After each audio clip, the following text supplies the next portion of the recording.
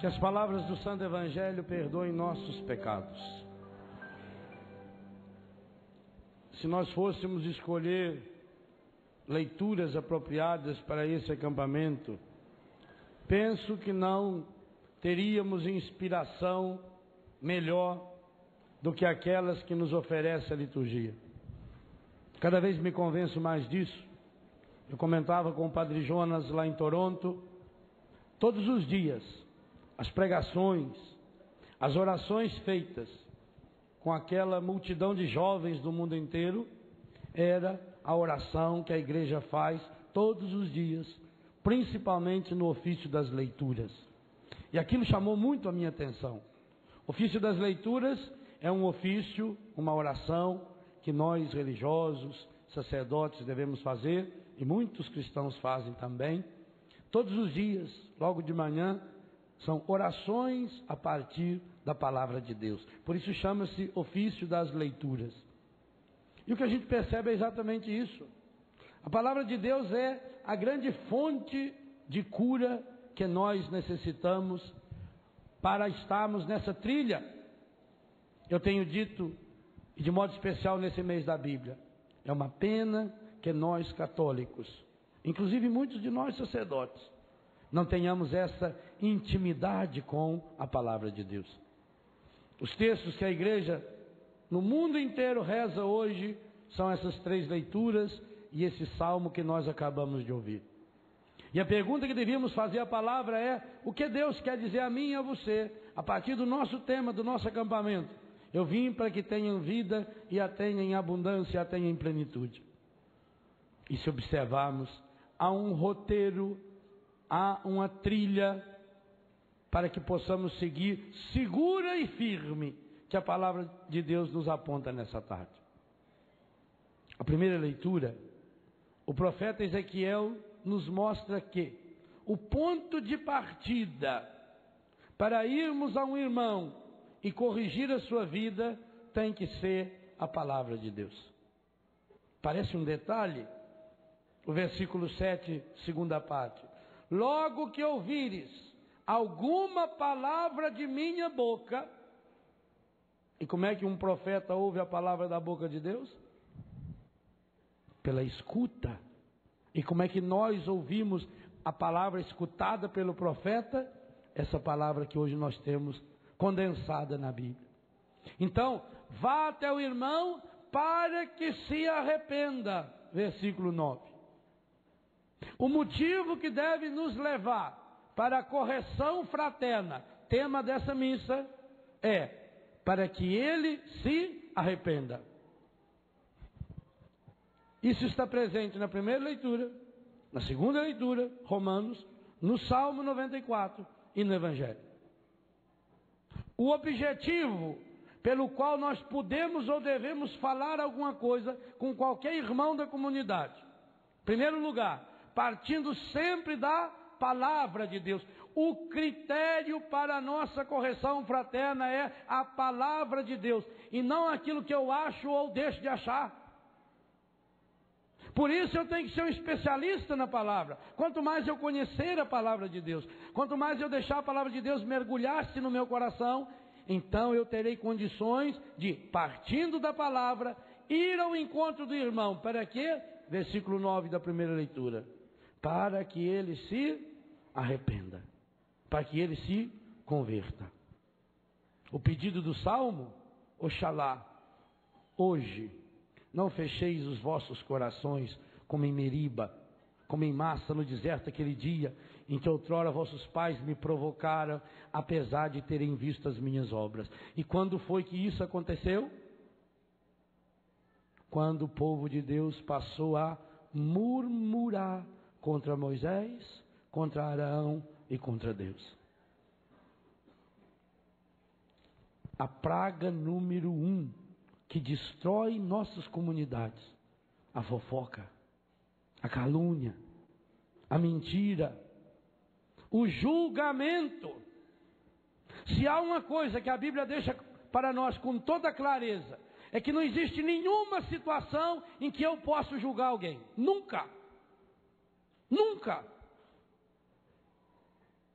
Mateus 7,7. Não julgar. Isso é um imperativo categórico. Grave essa frase. Cada vez que eu julgo uma pessoa, eu estou cometendo pecado mortal. Cada vez. Não existe nenhuma hipótese, nenhuma. Porque sei lá, meu Deus, por que a pessoa teve aquela atitude? Nós não sabemos. Visitando um presídio algum tempo atrás, me interessei muito por um rapaz, porque esse rapaz foi condenado pela justiça 6 meses depois de ter feito 18 anos de idade. Ou seja, se ele tivesse cometido aquele crime terrível 6 meses antes, não seria condenado. E o crime dele foi terrível, foi bárbaro. Esse menino estuprou e assassinou barbaramente uma criança de 9 anos de idade. Então, um crime hediondo. E eu fui conversar com ele. E depois de conversar um pouco com ele, de rezar com ele, ele falou para mim assim: padre, eu vou contar uma coisa para o senhor que eu nunca tive coragem de contar para ninguém. Quando a pessoa diz isso, a gente já fica alegre. A gente sabe que aí já vem cura, que aí você está furando a ferida. Padre, quando eu tinha uns 6 anos de idade, 3 rapazes me pegaram e fizeram barbaridades comigo, padre. Me estupraram, me fizeram uma mulher. E aquilo nunca saiu da minha cabeça. E padre, o senhor não vai acreditar numa coisa. Um daqueles rapazes é pai da menina que eu matei. Gente, aquilo me arrepiou. Por quê? Então quem matou a menina? A sociedade vai julgar esse menino, ele vai ser condenado, quem sabe vai ficar uns 15 anos na cadeia, porque depois consegue sair. Leva essa marca para o resto da sua vida. Ele está pagando o crime dele. Mas e o pai daquela menina? Talvez o pai daquela menina estivesse lá no dia do velório chorando, e as pessoas com muita pena dele, porque ele perdeu uma filha e perdeu de um modo bárbaro. Mas será que ele para pensar, de alguma forma, fui eu que matei a minha filha? Eu semeei inferno no corpo de um moleque. Ele tinha 18, 19, 20, 25 anos de idade quando fez isso. Talvez ele tenha feito isso bêbado, talvez ele tenha feito isso drogado, e ele nem se recorda que tenha feito. Oxalá pudera Deus ele está assistindo essa missa agora, porque na cidade dele pega a TV Canção Nova, e ele pudesse pensar: meu Deus, sou eu. E ainda dá tempo. Dá tempo de não mandar mais gente para o inferno. Porque agora, quem sabe, se ele já teve esse problema, agora perdeu a filha, se revolta ainda mais, ele já tinha problema nessa área de atacar uma criança. Ou seja, ele colheu um crime que ele plantou. É isso que nós fazemos, gente. Quando nós semeamos inferno, nós colhemos inferno. E o inferno se alastra. E quando é que nós semeamos inferno? A semente mais poderosa de inferno chama-se julgamento, preconceito. Porque ela vira fofoca, mentira, calúnia, diz que me disse, difamação na comunidade. É impossível que todas as leituras de uma missa, o ápice da nossa fé na semana, a celebração do mistério pascal do Cristo, chame nossa atenção para algo e que infelizmente nós não levamos a sério. Não levamos a sério. Porque infelizmente eu tenho visto nesse Brasil de meu Deus, eu ando no Brasil inteiro, grupos inteiros que se desmoronaram por causa de fofoca. A fofoca é a faísca do inferno. É a arma predileta do encardido. Então pensa bem, meu irmão. Mas padre, o que fazer quando a gente vê que uma pessoa está errada? O que fazer quando a palavra de Deus me motiva? O Evangelho vai nos ensinar. Aliás, nós líamos hoje de manhã, segundo as crônicas, segundo Reis 20, Quando Isaías recebeu uma palavra e teve que ir ao rei para dizer que ele ia morrer. Quando você vai motivado pela palavra de Deus, mesmo que seja uma missão tão difícil quanto a do profeta Isaías, você salva essa pessoa, como o profeta Ezequiel nos diz aqui, a mesma coisa. Se essa pessoa mudar de vida, você falou com ela, você foi atrás, motivado pela palavra, essa pessoa mudou de vida, você ganhou essa pessoa para Deus. Se ela não mudar de vida, ao menos você não se perdeu. Mas se essa pessoa se perder, e você que podia ter falado não falou, você se condena. O critério da palavra é rigoroso para nós. Então nós partimos da palavra. O pedido para que o nosso coração não se feche. E por isso, retoma aqui, para que a gente aprenda a fazer a oração da súplica. Aclamemos o rochedo que nos salva. Vinde, adoremos, prostremo-nos por terra e ajoelhemos ante o Deus que nos criou. Talvez essa vai ser uma das palavras fortes desse acampamento. A necessidade de se prostrar, de se ajoelhar diante de Deus. Quem se prostra diante de Deus, não se prostra diante da vida. E, graças a Deus, não se prostra também diante do inimigo. Eu quero viver a palavra. Segunda leitura me diz que a plenitude da palavra é o amor ao próximo. Jesus é fabuloso. Ninguém tem desculpa para ir para o inferno. Porque se eu não sei a palavra de Deus, eu não posso ir para o céu. E como a palavra de Deus é muito longa, a Bíblia Católica tem 35.568 versículos, eu não seria capaz de decorar todos eles. Jesus resumiu todos eles em um: amar a Deus sobre todas as coisas e ao próximo como a ti mesmo. Ninguém tem desculpa para dizer que não consegue saber a palavra. Se você colocar em prática, diz São Paulo, todos os demais mandamentos nós estamos cumprindo quando amamos o outro como amamos a nós mesmos. E o que é que significa amar o outro como amar-se a si mesmo? Fazer ao outro aquilo que você desejaria que o outro lhe fizesse. Dar ao outro o seu melhor. Mas acontece que nós somos humanos, que nós somos fracos. Acontece que nós temos dias que estamos péssimos. Tem dia que a gente não aguenta nem a gente. Não acontece isso com você? Você levanta, olha no espelho, você fica com raiva da sua cara. Te tem vontade de xingar você. Não é assim? Tem. E a gente não pode se julgar também, porque a gente não sabe se tem a ver com a lua. Pode ser. Ué, a lua não interfere nas marés? Nosso corpo é 70% de água. Aí eu estou com a maré baixa, eu estou com a maré alta. Deve servir para alguma coisa? Não? Por que quando o dia está ensolarado a gente já está mais animado? Aí você olha que ele está cinzento. Tá... A gente não sabe por que não está bem. Às vezes é um problema, o intestino não está funcionando direito, você não sabe. Ou às vezes está funcionando muito rápido. Você não pode nem dar atenção ao irmão. Olha, eu estou correndo. Né? Nós não sabemos. Às vezes você está com problema no estômago, a bile está amarga. Você não sabe. A gente não sabe nem a gente mesmo. Quanto mais os outros. Por isso que eu não posso julgar. Sei lá eu por que a pessoa está daquele jeito. Sei lá se ela recebeu a notícia ruim. Sei lá se ela está com dor de dente. Eu não sei. Está com cólica. Nós não sabemos. Sei lá se a pessoa tem um espinho. Não viu que algum tempo atrás numa aldeia, não sei de onde, da África, que os elefantes entraram, né? E destruiu, matou gente. Aí conseguiram pegar o líder dos elefantes. Porque o elefante tem a manada, segue um lá, né? O que deu naquele bicho que ele estava doido daquele jeito? Aí jogaram lá o remédio nele, a injeção lá, dá um tiro no bicho, anestesia ele.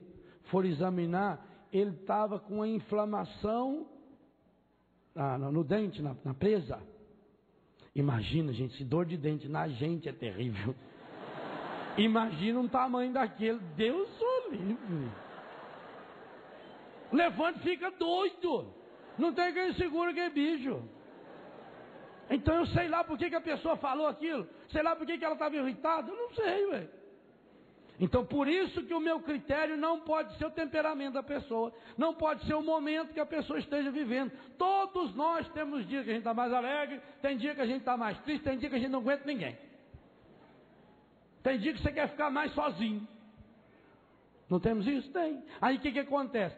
Nós trabalhamos na fábrica, nós trabalhamos na loja, aí para os outros você tem que estar rindo. A cara do Júnior lá, né? Aí chega em casa. Padre, meu marido tem duas caras. Lá no serviço, o padre vive rindo. Quando chega aqui em casa é um cavalo. Talvez seja o único jeito, o único lugar que ele tem para tirar a máscara. Talvez também seja isso uma cura interior. Então, nunca eu posso julgar. Não julgar, nunca, sob nenhuma hipótese. Aí quando tiver problema, Evangelho. O Evangelho dá um roteiro prático de cura interior. Hoje nós vamos dar na trilha da cura pelo Evangelho de São Mateus, capítulo 18. Se o teu irmão pecar contra ti, então já é que se trata de uma coisa grave. Se trata de pecado, portanto, baseado na palavra e contra a gente ainda. Sabe que o mais triste é que às vezes a gente se irrita com a pessoa e não tem nada a ver com a gente ainda. Tem gente que faz tempestade em copo d'água e às vezes o copo está só por meio. Se o teu irmão pecar contra ti, vai corrigi-lo, mas em particular, a sós contigo. Ah, vai. 99% dos problemas acabariam. Quando eu chegasse na pessoa e dizia, não, dá uma conversinha aqui. Estou sentindo com você. Você ofendeu eu. Por que você falou isso de mim? Vai lá sós, conversa com a pessoa. O que nós fazemos? Sai já falando pro outro. Ah, estou tão triste. Com quem? Gerardo. Ah, Gerardo. Gerardo devia ter falado aqui de mim. Quem disse a mim? Ofendeu eu. O Gerardo. Quem diria logo ele? Que ele tem jeito, que é uma coisa.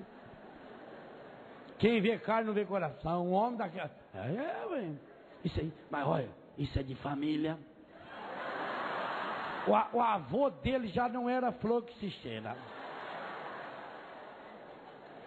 Coitado do avô do Gerardo, o homem está morto. Já faz quase 30 anos que está no purgatório. Está virando de um lado para o outro para ver se sobe. Está pedindo reza. E aí lá, se o teu irmão pecar contra ti, chama ele a sós. Ixi. Tem coragem? Segundo passo. Não adiantou nada. Conversou com a pessoa, teve a conversa sós, com muita caridade, falou com jeito, às vezes dá aquela volta medonha, vai contando. O Natan não fez isso com o Davi? Natan conhecia o temperamento do Davi, sabia que o Davi era safado. Era aquele ordinário parente do Nelson contou hoje cedo. Adiantava ele chegar para o Davi e meter o dedo na cara dele? Ele foi no Davi, o Davi fazendo sala para ele, vestido de rei. Aí ele contou uma historinha para o Davi. Quando o Davi pescou a isca, ele virou e falou, esse homem é o Senhor. E o Davi caiu em si. Às vezes precisa dessa sabedoria. Jesus, para corrigir Pedro, ele não foi lá na praia onde o Pedro estava. Ele precisava curar o coração de Pedro. Mas veja, Jesus vai na praia, monta o cenário, espera uma pescaria frustrada, prepara o churrasquinho de peixe. Jesus, cozinheiro de Pedro. Fosse você, já não dava com o tição na mão para enfiar na cara dele. Já estava jogando carvão nele e pedra nele. Eu bati, para que eu vou bater para ele? Ele negou eu 3 vezes. Jesus não. ele prepara o peixe, ajeita tudo direitinho. Ah, Jesus tem uma paciência, sorte nossa. Sorte nossa. Os discípulos de Emaús, Jesus foi, caminhou o dia inteiro com eles. E 2 discípulos de segunda categoria. Não era apóstolo, não, era segundo escalão para baixo. Um deles eu acho que era do 3º escalão, porque nem o nome dele fala. Então, Amônima. Jesus foi lá, andou o dia inteiro. O que vocês estão tristes? O senhor não soube? Não. Ah, isso é uma coisa, um desgaste tal grave. Foi com o Senhor, eu não lembro. Jesus, ó, gente, vocês vejam o exemplo mais concreto disso. Jesus ficou 3 horas no Calvário. Os discípulos de Emaús gastaram o dia inteiro para contar isso para ele. Isso na sexta, Jesus morreu na cruz. No domingo, olha o tamanho que já estava o assunto. E isso porque no sábado eles não podiam bater perna. Só podia andar 1000 passos, é daqui ali só. Agora cada um andou daqui ali, o outro já foi dali para lá, e já foi. E aquele negócio já cresceu, às 3 horas o Cristo viraram 30. Os discípulos de Emaús o dia inteiro foram. Eles contaram com tanto detalhe a crucifixão de Jesus, que Jesus quase morreu de novo andando com eles. Por dureza. Eu disse que ali Jesus foi rezando o texto da providência, o texto da Bizantino. Ele foi falando,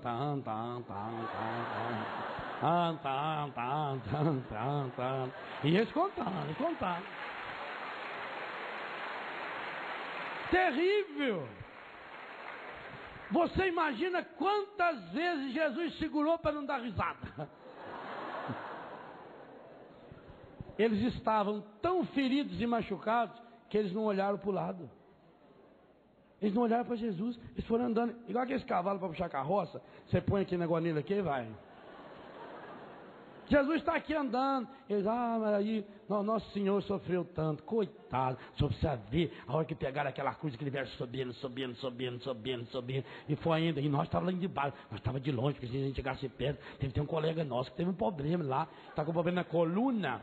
O Simão morava lá em Cirene. Fizeram ele carregar, cuidando, mas ele teve que carregar. Falei, Jesus, E Jesus não podia sentar porque estava andando. E foi. É dureza. Pessoa que tem o coração ferido e machucado, ela elege a gente para Cristo. Ela começa a contar, eu sou isso, aconteceu comigo. Aí foi. Quer ver quando conta pra gente a pregação que a gente fez? Direito. Aí o senhor falou, aí o senhor contou aquela história, você lembra que aquela história? A senhora falou aquilo, a senhora foi falando aquilo, e na hora, lembra? Eles devolvem, beleza. Ô Senhor. João 12. Antas sempre tereis entre vós. A tradução lá é um pouquinho diferente, eu mudei. Primeira coisa a fazer, chama a pessoa a sós, conversa com ela. Ela não mudou. Segunda coisa, chama 2 ou 3 pessoas. O que Jesus fez hoje de manhã? Estava com o grupo dos apóstolos, se afastou e levou Pedro, Tiago. Jesus fez isso. Ele não está falando teoria, não, é prática dele. Chama 2 ou 3 pessoas para ajudar o irmão. Olha, aconteceu esse problema, eu falei com essa pessoa, nós conversamos, mas não prepara a cama antes.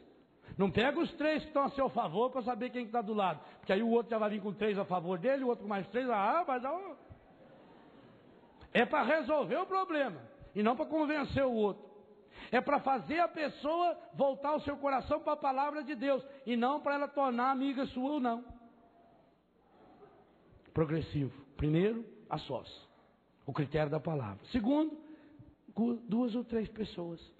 Pessoas mais sábias. É hora de procurar o formador, vocês que vivem em comunidade, nós vivemos, procura o formador, procura um sacerdote, seu padre. Aí sim, aí eu não estou mostrando o dente. Padre, nós estamos com um problema. Nosso filho assim assado, a gente não sabe o que fazer, será que o senhor podia? Aí o padre disse, olha, isso é um assunto que eu realmente não sei.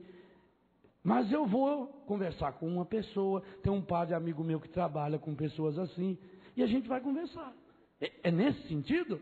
Para tentar solucionar, nós estamos tentando salvar uma pessoa e não condenar. Não tem espírito de fofoca. Nós estamos tentando fazer a pessoa crescer. Não adiantou. 2, 3, conversou, a pessoa continuou no erro. E o que eu faço com ela agora? O terceiro passo? Leve essa pessoa para a igreja. O que significa levar para a igreja?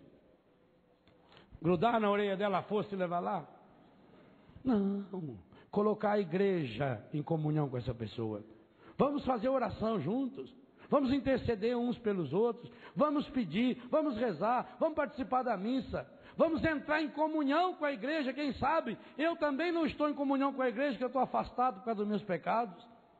Vamos procurar o que é a igreja, a palavra da igreja, o catecismo da igreja, os documentos da igreja, o que fala disso? Você sabia que a igreja tem uma palavra muito clara para essas situações específicas, esses problemas que o mundo moderno está vivendo? A igreja tem uma palavra. A igreja tem textos bonitos sobre a pastoral familiar. O Papa tem textos maravilhosos sobre a questão da dependência química, sobre a marginalização da mulher, sobre o desemprego, sobre a injustiça social. A igreja tem a doutrina social católica, o pensamento social da igreja, aborda todas essas temáticas sociais. Lá no Vaticano II, a Gaudium et Spes, alegria e esperança, já trata desses problemas.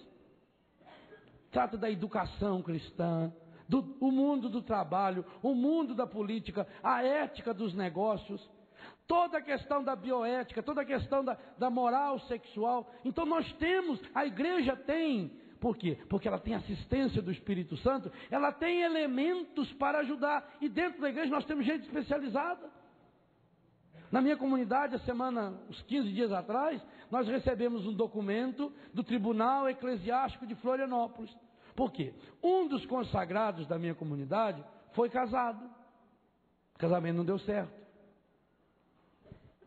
Fizemos um levantamento do casamento dele. O dia que ele foi casar, ele estava drogado. Conversei com vários médicos, a partir também da nossa experiência. Fizemos um dossiê, enviamos ao tribunal. O tribunal analisou durante uns 3 anos. Fomos chamados, fizemos depoimentos, conversamos. Conversei com o padre Jesus Hortal, no Rio de Janeiro, que é a grande autoridade nesse assunto. Encaminhamos para o tribunal fez uma avaliação, percebeu, não houve casamento, não houve matrimônio. Veio o documento agora. Então, declaro que aquele matrimônio foi nulo. Não anula o matrimônio. Se foi matrimônio, nem o Papa pode anular. Mas a igreja, então isso é dizer igreja. A igreja tem uma saída. Ah, como é que pode lá que esse sujeito está separado e está lendo na igreja? Pois uma pessoa separada pode fazer leitura na igreja. Pode, normal. A pessoa separada pode ser ministro da comunhão. Ué, o marido separou, a esposa separou, está vivendo uma vida qualquer, mas a pessoa continua ali, firme na comunidade, honesta, vivendo, partilhando a sua vida, com dignidade com seus filhos. Dizer a igreja significa isso. A igreja diz, tem espaço para você. Ah, mas e aquele caso daquele casal que já faz 20 anos que está junto, não foi casado, porque o marido casou, tinha sido casado com outro, a mulher casada com outro, e agora eles estão indo na missa, estão indo no grupo de oração. Pois eles podem ir. Se eles não podem participar da comunhão eucarística, eles podem participar da Eucaristia, da grande celebração, e estar em comunhão. A igreja tem um espaço para isso. Dizer a igreja significa achar a solução que Deus nos dá através da sua igreja. E a gente fica feliz da vida ao saber, a igreja tem, e aí porque tem essa assistência do Espírito Santo, a igreja tem uma resposta. Agora, não espere uma resposta imediata. Porque quem tem resposta pronta e imediata para tudo é o encardido. A igreja segue a pedagogia de Jesus. A igreja é sábia. Então dizer a igreja significa isso, achar uma solução, mas não uma solução qualquer. Outro dia, num lugar que eu estava, uma senhora, na hora das perguntas, falou: padre, eu estou vivendo uma vida irregular. Ela dizia assim. Eu conversei com um padre e ele me autorizou a viver em comunhão plena com a igreja. O que o senhor me diz disso? Disse: esse padre é uma anta. Eu não sabia que o coitado estava lá assistindo a palestra. E disse: filha amada, o fato de você estar perguntando a mim significa que nem você mesmo se convenceu com isso que esse padre falou. Convenceu? Por acaso, alguém de vocês veio perguntar para mim que roupa que devia vestir hoje? Quem pergunta é porque tem dúvida, e se tem dúvida é porque não está satisfeito. O nosso povo também não quer umas mentirinhas para agradar, passar a mão na cabeça. Só a verdade liberta, inclusive quando a verdade envolve um aspecto errado da minha vida. Se 200 padres se reunissem e falassem para a senhora está certa, continue. A senhora começou dizendo que está vivendo uma vida irregular. A consciência da pessoa está dizendo isso. E quando a consciência não dissesse, a gente teria que ter a obrigação de, com muito jeito, com muita caridade, dizer: isso é cura interior. Então dizer à igreja. Quarto passo. Primeiro passo, converso com a pessoa. Rezo com a pessoa. Baseado na palavra de Deus. Segundo passo, 2 ou 3 pessoas. Vou atrás de uma comunidade, vou conversar com o pai da menina, com a mãe da menina, com a mãe do rapaz. Vou atrás de gente que quer o bem dessa pessoa. Não deu certo. Terceiro passo. Eu vou à igreja. Eu vou buscar a resposta da igreja. Ainda assim a pessoa não se convenceu. Qual é o quarto passo? Vocês se lembram? Qual? Não ouvi. Cortar a pessoa? Cortar relações com a pessoa? Eu vou ler. Se nem mesmo a igreja ele ouvir, seja tratado como se fosse um pagão ou um pecador público. O que Jesus está mandando fazer com esse elemento? O que significa seja tratado como um pecador público ou um pagão? Com mais amor ainda do que se fosse um cristão. Como é que Jesus tratou os pecadores públicos? Tem gente que quando lê isso aqui pensa que Jesus está justificando você cortar a pessoa, chutar a pessoa. As páginas mais lindas da Escritura são os encontros que Jesus teve com os pecadores públicos, com os pagãos. Mateus 21, 31, ele diz: as prostitutas e os publicanos vos precederão no reino. Mateus, que escreveu esse texto, era publicano, pecador público. Zaqueu era pecador público e Jesus, de oferecido, foi jantar na casa dele. Madalena era uma pecadora pública. Gente, que bordada esse quarto passo. Se nem mesmo a igreja lhe ouvir, seja tratado como se fosse um pagão e um pecador público. Como é que Jesus tratou aquela prostituída pega em flagrante adultério? Vocês têm aí fita que eu já gravei sobre isso? Jesus se agachou, ficou do tamanho dela, olhou bem na cara daquela velharada. Quem de vocês não tiver pecado, joga a primeira pedra. Como é que Jesus tratou os pecadores? Como é que Jesus tratou os pagãos? Com palavra de amor. Para todos eles, Jesus sempre teve uma palavra de amor. E a conclusão mais comum dos encontros de Jesus com todos os pecadores públicos: vá em paz, vá e não peque mais. Pedagogia de Jesus com os pecadores públicos: ele nunca fez nenhuma pergunta sobre o passado de nenhuma pessoa, nunca. Ele não perguntou para aquela moça: filha, agora que eles foram embora, a gente vai conversar um pouquinho. Estou preocupado com você, filha. Você pode se abrir comigo? Você tem algum problema psicológico? O que está levando você a sair por aí, fazendo essas coisas? Esse problema que você foi pega, o que houve com você? Sabe comigo? Jesus falou isso para ela? Nada. Levantou e disse: vá, e não pegue mais. Segundo a tradição, essa senhora foi aquela que se encontrou com ele na madrugada da ressurreição, Maria Madalena. Aquela mulher que veio para morrer, aquela pecadora pública, que veio para ser apedrejada, porque a igreja já tinha reunido a igreja deles para trazê-la. Aquela mulher foi responsável para dar ao Papa, Pedro era o Papa, em primeiríssima mão, a notícia mais importante da face da terra: o Senhor ressuscitou verdadeiramente. Já pensou que é isso? Isso é o que o amor de Deus pode transformar uma pessoa. Tratar uma pessoa como um pecador público, tratar a pessoa como um pagão, é assim. Se é pecador público, eu tenho que ter mais caridade ainda. Então é eu esquecer todas as etapas e me lançar de fato para salvar essa pessoa. E a conclusão vem logo em seguida. Porque aquilo que ligar na terra será ligado no céu. Isso é cura. Em verdade vos digo, o texto não para no versículo 17. Tudo que ligardes na terra será ligado no céu, mas o que desligardes na terra será desligado do céu. Minha Nossa Senhora, será que eu estou desligando alguém do céu? Pensa, isso é sério, gente. Quando eu ajo contrariamente à palavra de Deus, eu estou mandando gente para o inferno. Tem gente que cria inferno. Aonde passa, deixa rastro de inferno.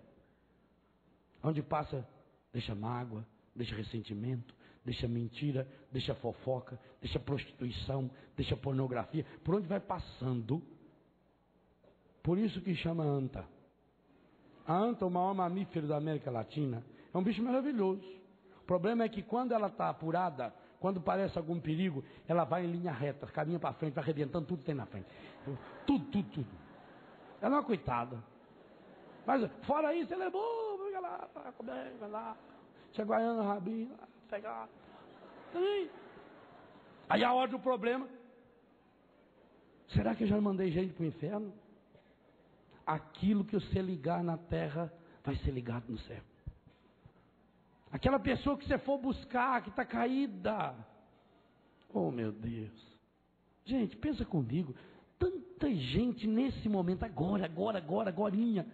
Tanta gente agora sofrendo tanto. Nos hospitais, nas cadeias, nos prostíbulos. Quanta gente.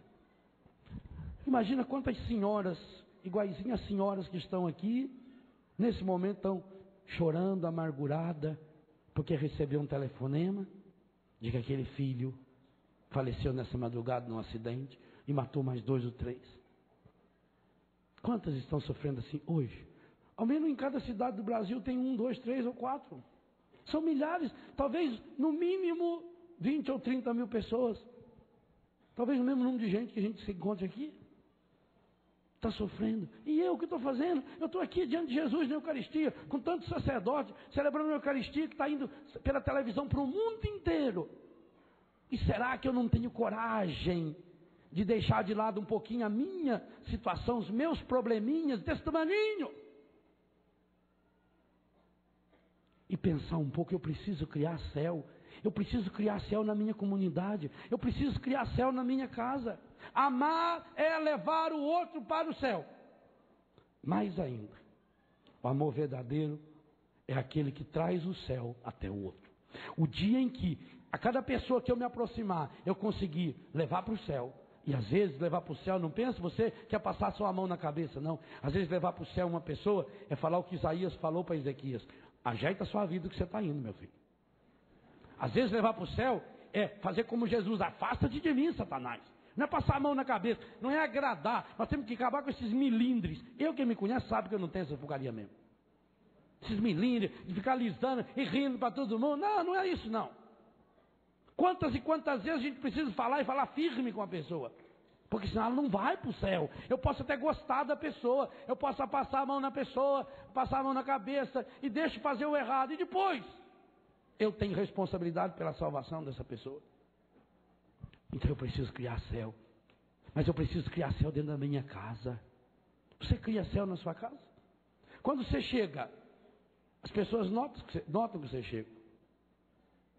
Mas porque quando você chega céu? Talvez se você use um perfume característico, quando você chega, a pessoa até de olho fechado fala, fulano chegou, ao cheiro. Mas às vezes fala isso também pela falta do perfume. Quando você levanta o braço para pegar a chave, pessoal, chegou. Pior do que um sovaco fedido é um coração estragado. Ixi, muito pior. Tem cheiro assim, azedo. Tem gente que fede naturalmente. Ela fala com você. A pessoa tem mau hálito. Eu não tenho nenhum amigo que tem mau hálito. Ao menos que eu conheço, não. Porque se tiver, eu falo. Falo com caridade. Ô, velho, que é isso? Você esteve sugando algum chiqueiro essa noite? Usa caridade com a pessoa. Você podia pegar um pouco de ácido sulfúrico, né? Um chazinho. Tá, coitado. Seu marido tem mau hálito, você não fala. Todo mundo, quando ele chega, a pessoa... E pior, quando a pessoa tem mau hálito e chata. Porque a pessoa chata, ela fala com a gente, ela segura na gente, ela fica tocando. E ela quer puxar você pra perto dela. Não falei com você, né? Aí você está evitando aquela fonte que está... Quer ver na confissão, às vezes? Confessionário tem aquela gradinha, a pessoa consegue enfiar o hálito dela em cada... Misericórdia, meu. Nosso coração fede também. Quando eu chego em algum lugar, eu levo Deus? Pelo meu sorriso, pelo meu olhar, pela minha palavra, pela firmeza da palavra, muitas vezes. Será que eu sou aquela pessoa que cria o céu pelos meus gestos? As pessoas notam. Sabe que a pessoa nota que você é cristão com o coração curado? Do jeito de você trabalhar. Você está sempre disponível. Você é capaz de esquecer de si pelo outro. De colocar o outro em primeiro lugar. Na hora de fazer um serviço, você assume fazer aquele serviço que ninguém quer. Ali as pessoas começam a perceber. Dizem, essa pessoa tem alguma coisa diferente. Então eu estou criando. Que maravilha. A palavra disse, aquilo que você ligar na terra. Mas que tristeza, a palavra disse, aquilo que você desligar na terra, vai ser desligado no céu. Meu Deus do céu, será que eu já mandei alguém para o inferno? A igreja nunca falou que alguém tenha ido para lá. Graças a Deus, nunca falou. Mas será que eu já mandei alguém? Pelo meu conto de testemunho? Pensa. Por uma indelicadeza, por uma maldade, por uma malícia, por um pecado. Então não para nas 4 etapas. É preciso criar céu. De novo, Jesus diz, versículo 19, eu vos digo, se 2 de vós estiverem de acordo na terra, sobre qualquer coisa que quiserem pedir, 2 de vós, marido e mulher, pai e mãe, irmão e irmã, mãe e filho, 2 irmãos de comunidade, se 2 de vós estiverem de acordo na terra, sobre qualquer coisa que quiserem pedir, isso vos será concedido por meu Pai que está nos céus. E a conclusão, pois, onde 2 ou 3 estiverem reunidos em meu nome, eu estou aí, no meio deles. Ele está no meio de nós. Se Ele está no meio de 2 ou 3, quantos somos?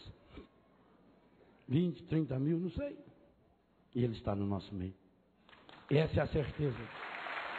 Aconteça o que acontecer, Ele está no meio de nós. Creio em Deus Pai Todo-Poderoso, Criador do céu e da terra.